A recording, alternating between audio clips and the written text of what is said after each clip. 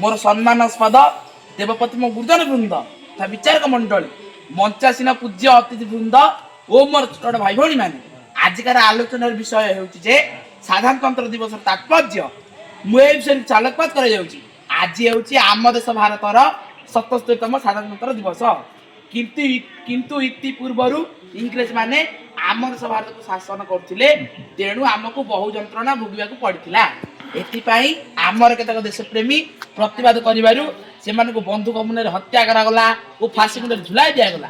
तथापि आम देशप्रेमी माने डरी न जाई आंदोलन पर आंदोलन करी जथा 1919 रे असहयोग आंदोलन 1921 रे अहिंसा आंदोलन 1930 रे लवणा सत्याग्रह आंदोलन ओ 1942 रे भारत छाड़ आंदोलन करी 1947 मसीहा अगस्त 15 तारिख रे आम देश भारत स्वाधीनता आनिथिले।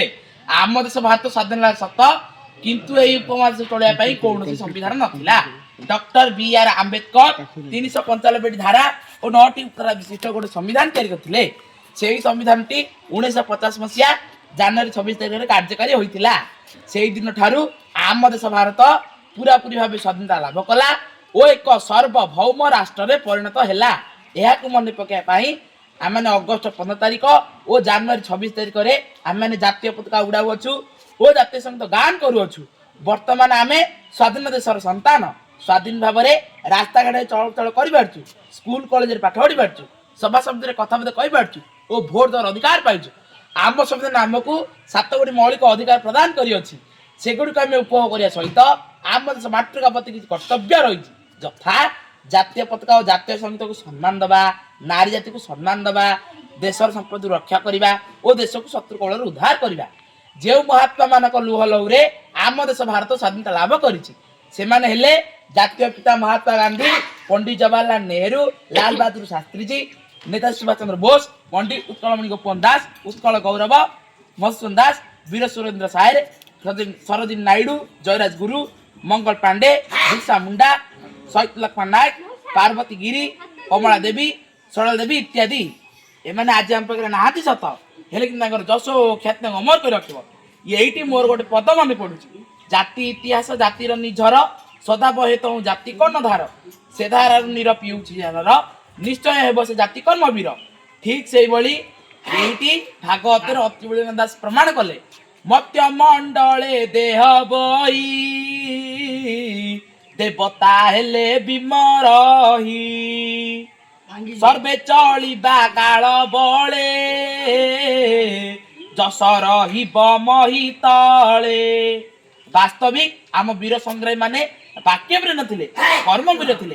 यही पंडित उत्कलमणि गोपबंधु दास तार बंधुर आत्मकथारे कहिथिले कातर पासिना कापुरु सपण वीर मारे अबा मरे करिरण पछ घुंचा नाही वीरर जातके नमरे से केबे पराण आतंके।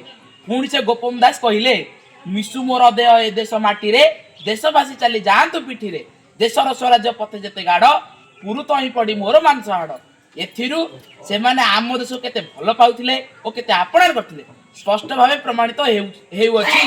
यही आम मैंने जनवरी 26 तारिख को साधारणतंत्र दिवस रूपे पालन कर आसुअछु एवं यह होउछि साधारणतंत्र दिवस तात्पर्य।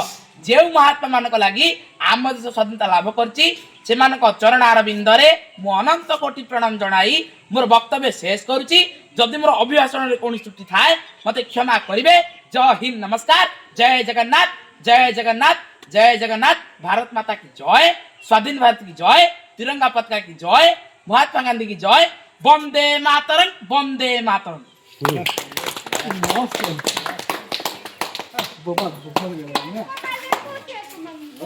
अरे एडा कोन कहले हिडन टैलेंट हां टैलेंट माने अलग टैलेंट माने कठर को समय टैलेंट माने सुनो। जदि भिडियो आपन भल लागिथिबो तो please like subscribe and comment.